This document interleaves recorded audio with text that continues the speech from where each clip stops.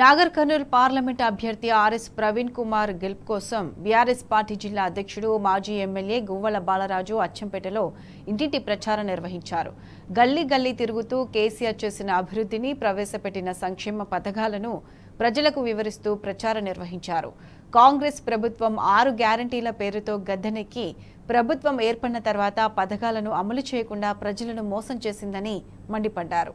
Assembly ఎన్నికల్లో మోసపోయి అరిగోసపడుతున్న తెలంగాణ ప్రజలు పార్లమెంట్ ఎన్నికల్లో మరోసారి మోసపోవద్దని సూచించారు. ఈ ఎన్నికల్లో కాంగ్రెస్ పార్టీని బొంద పెట్టాలని గువ్వల పిలుపునిచ్చారు.